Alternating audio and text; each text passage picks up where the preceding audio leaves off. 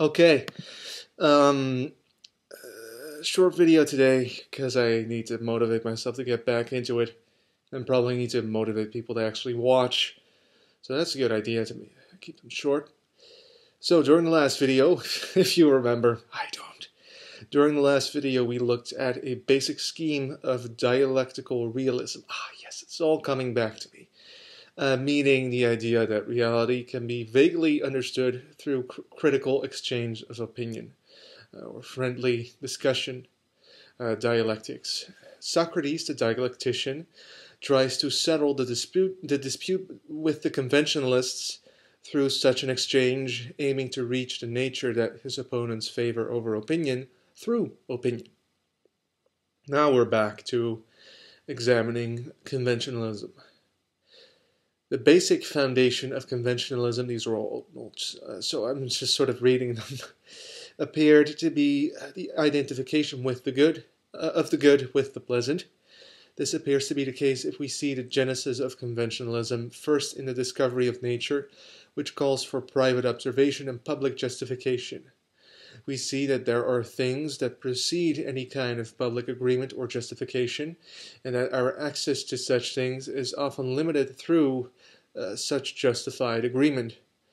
Society then seems to be getting in the way of that which naturally benefits us or the individual, or at best, society benefits us by granting people a controlled amount of access to the things that naturally benefit a human being through enforced agreements which may or may not be justified, quote unquote.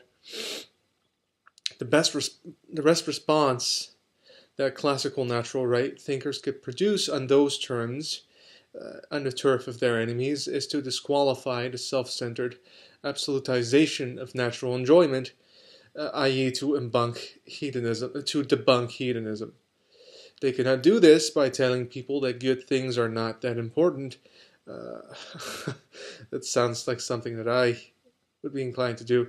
Rather, they must prove that the things that hedonism considers good. Goodness, I just had dinner.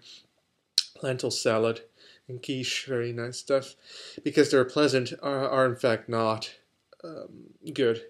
Well, they are in fact pleasant. So where conventionalism equated good with nature, separated that from society and placed it above society, natural right classics separated good from pleasant and placed it above the pleasant.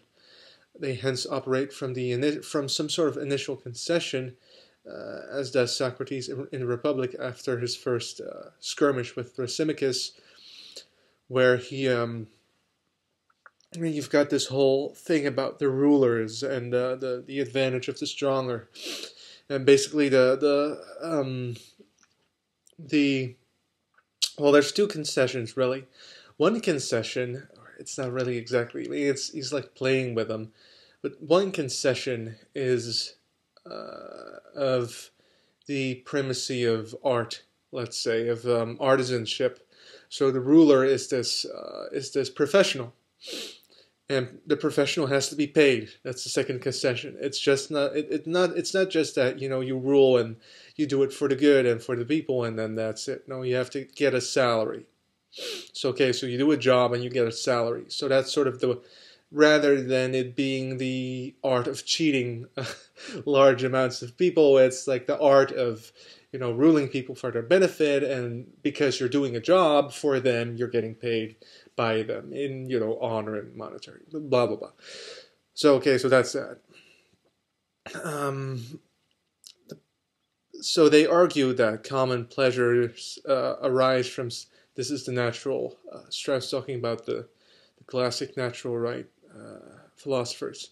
They argue that common pleasures arise from a satisfaction of wants rather than being something that is naturally desired in itself. So it's not so much the pleasure of eating as it is hunger, although that's a little bit of a difficult one.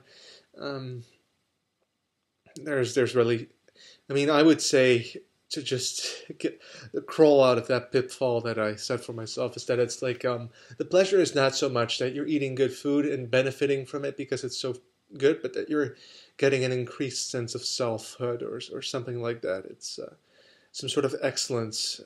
And of course, there's the physicist explanation that, in the Greek sense of the word, that, you're satisfying these sensors and, sensory overload, and that's so great. But anyway, but the fact is that if we did not require food, then it wouldn't matter how sweet or fatty a given snack is.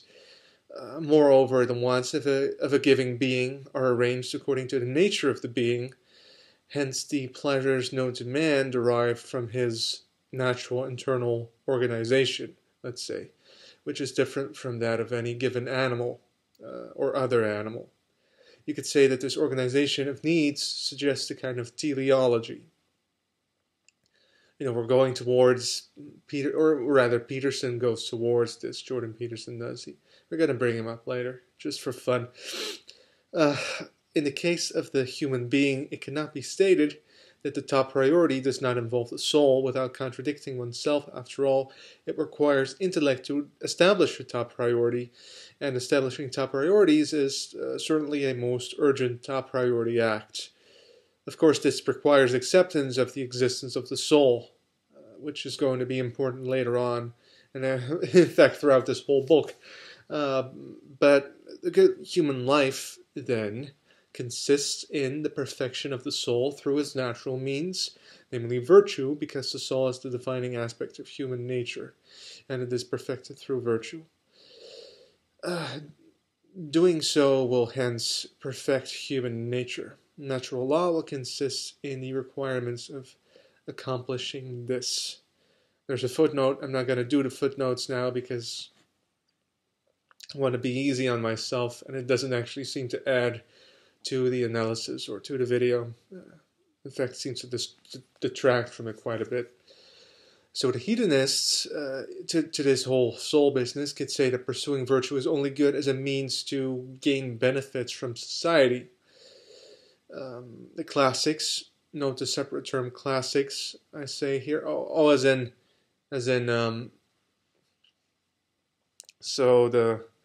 there's still hedonists, but there's not really any more classics, or at least no more mainstream classics. But they would retort that common sense shows plainly that excellent men are not defined by their enjoyment of pleasurable things, but by characteristics and actions that are naturally felt to be admirable. He says a thing I like.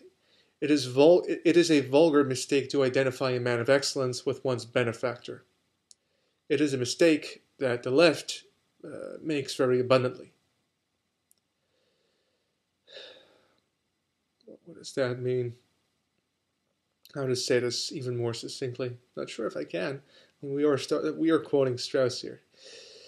It is a vulgar mistake to identify a man of excellence. Blah, blah, blah. I mean, look, this is something that I was talking about in the previous video, actually, about how it's not compassionate to vote on something. It's compassionate to be charitable. It's not compassionate to tell other people to enforce a certain administrative policy. This is something like that.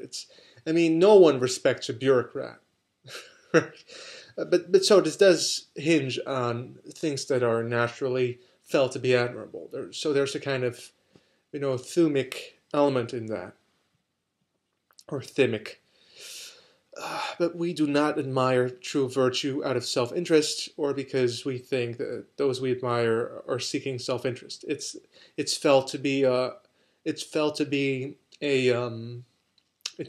disqualifying aspect of a person, and you see this all the time. It's like, oh well, this person, Jordan Peterson is invalid because he works for the UN and he's got some sort of incentive. Wants to make money, blah, blah, blah, So the conventionalist retort to this would be offered by a materialistic account that suggests that calculation is a natural thing.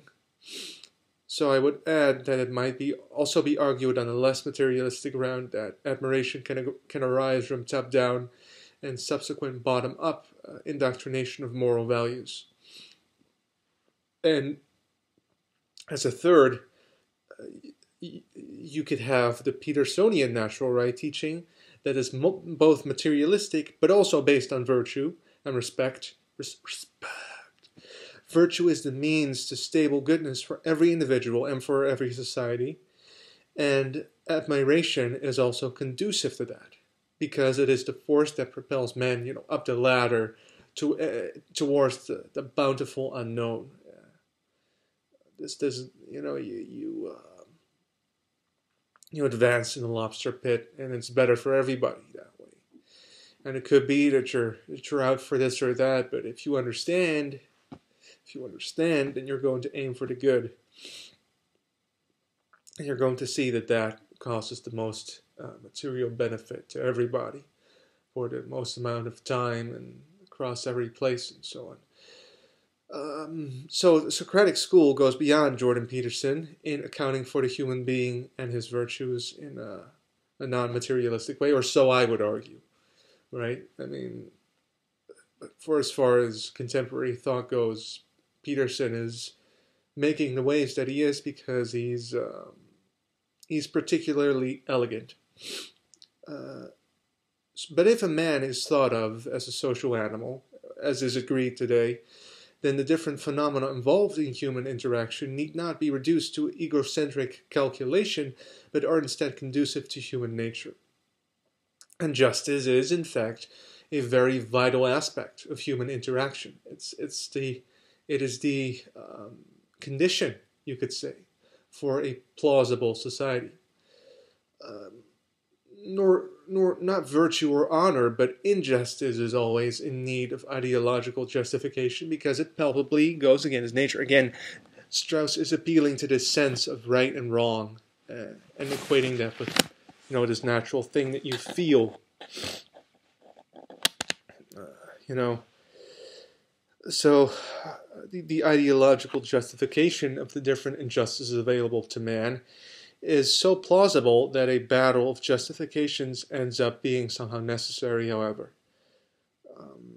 Strauss speaks of a natural conscience that accompanies human freedom. We all remember our first time sort of stealthily opening the cookie jar. This discovery that, I can open the cookie jar and eat cookies even though mama isn't there to slap my wrists or to say yes or no. It's if you're opening the Ark of the Covenant. Now people will say that this comparison is entirely spurious and stems from, an illusion padded out with a fable. I guess the response to that would be something along the lines of an earlier discussion that we've had about, materialistic claims of illusion and the weirdness about that. The way to maybe deal with that when you're playing on their turf. So Strauss goes on to say that whatever the explanation for our conscience is, there is at least some sort of divination of right and wrong. So now we go on to discuss the size and scope of civil society, which I guess is somewhat natural because it's sort of the context, isn't it, for justice? So the classics envisioned society on a much smaller scale than we do. Civilizations of our size would be deemed possible only under despotism by the ancients. And it seems that our elites have started catching up to this realization. Strauss brings up the idea of reliability of hearsay in large communities. And this is something that we struggle with today, if conspiracy theories, of fake news and gossip, and all that sort of stuff. I mean, you go from squabbling women to Keemstar, and it just goes south from there on out. So the idea being explained is that society is limited by a concern for one's neighbor and the supervision of morality. So both the well-being and the well-being of the soul of the neighbor, let's say. And this is radically opposed to our method of distribution of information and enforcement of administrative policy, both through technology. Another aspect that has fallen out of favor is the idea that people naturally have to organize in small separate societies, precisely because we believe that society ought to be rational and hence universal. So we say that classical society was conventional, and our rational society is natural because we've evolved to be this way. But now we realize that we're all the same human beings, and so of course the world is going to end in 12 years, so we have to get our act together and so on. And well, I mean, in order to respond to that, we might take the recognition of the fact that, or rather, as a justification of this universalism, we take the recognition of the fact that the distinctions between different societies are to a large degree arbitrary, without, however, considering the fact that maybe their distinctness might not be. And this is sort of condensed version of an interesting discussion by Strauss, where he talks about the distinctions between societies being somehow necessary. And this reminds me of Leon Kass's discussion of the Tower of Babel, where he says basically, like, if we're going to have some sort of universalist humanism, then we're going to lose the productiveness in differences of opinion. Because if everything is the same, then it's basically the death of language. As in, we're going to lose sight of the fact that there is a natural truth. Because every truth that we know or need to know or are allowed to know is dictated by society in this way. So, it's cause for profound reflection. So in that sense, society and the boundaries that it sets on us do appear to be natural, because they're so vital. But does this mean that anything goes as long as it restrains some sort of human excess rather? Strauss begins addressing this by drawing this simile between virtue and power, which is interesting, because virtue is the exercise of force over the bad parts of the self, and it could be conceived as just when such is done to bad parts of let's say, society as well, or the bad parts of the souls of the citizens. And I phrase it in this precise way. Strauss doesn't exactly do that, but I phrase it this way because I want to bring out the Platonic tone of this movement. And of course, he keeps referring to the Republic in the footnotes. So I think we're on the right track if we're talking Plato. And that underlines the importance of law in politics, which explains the import that we sense in political leadership. Because in this city-soul model, it would be the means by which human excellence is achieved, and because Strauss is on this track, he equates the latter with happiness, in defiance of this Epicurean notion. So we're going to, the city is the soul. So if we want to cultivate virtue, we have to cultivate a regime, right? That's where this is going. And so that offers a ground on which you can differentiate between a city and a band of brigands, which is concerned with the ultimate human good, which is also happiness.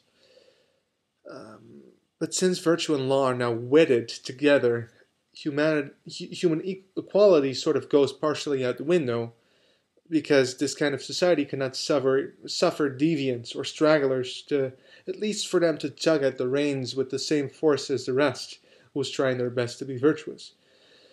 So the idea is that, scary as that sounds, you have to remember that the principle is that the best in man, and therefore the best men, have to define society. And this conflicts with liberal democracy, at least the way we understand it now. Because really liberal democracy today, and this is something that goes partially discussed in Strauss's essay on liberal education, which I've been reading with a friend,